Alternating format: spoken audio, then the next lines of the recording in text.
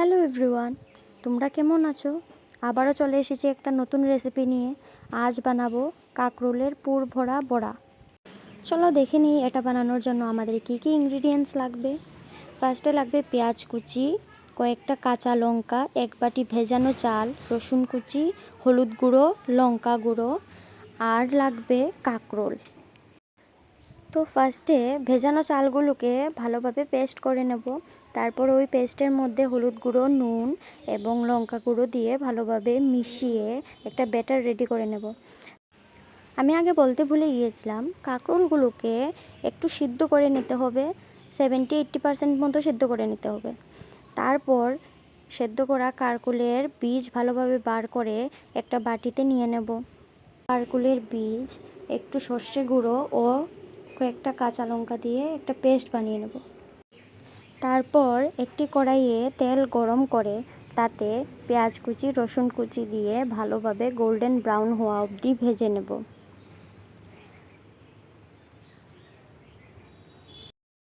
তারপর golden brown হওয়ার পর এতে আগে থেকে রেডি করে রাখা পেস্টটি ঢেলে দেব।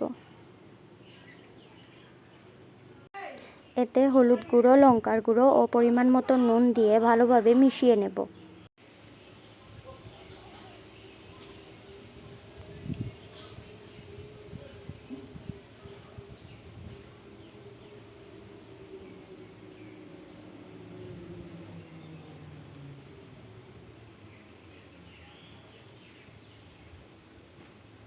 ভালোভাবে মেশানো হয়ে গেছে আর আমাদের পুরটাও রেডি হয়ে গেছে।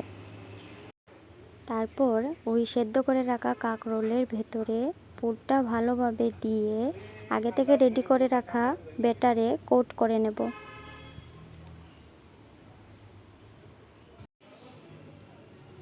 এরপর একটি কড়াইয়ে তেল গরম করে নেব। তেল গরম হয়ে গেছে, এবার এতে আগে থেকে রেডি করে রাখা পুর ভরা কাঁকরোল ছেড়ে দেব। ছেড়ে ভালোভাবে উলটপালট করে ভেজে নেব।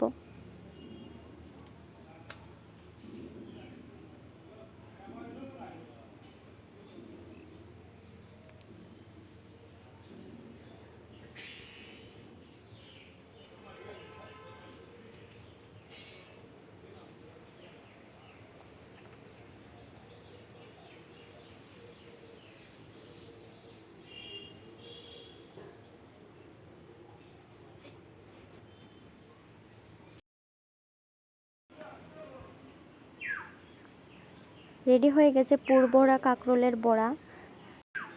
এটা গরম ভাতের সাথে খেতে দারুণ লাগে, আর কিছুই লাগবে না, এমনি এমনি এক প্লেট ভাত শেষ হয়ে যাবে। এটা আপনারা বাড়িতে একবার হলেও ট্রাই করে দেখবেন। দেখা হচ্ছে নেক্সট ভিডিওতে। Thanks for watching.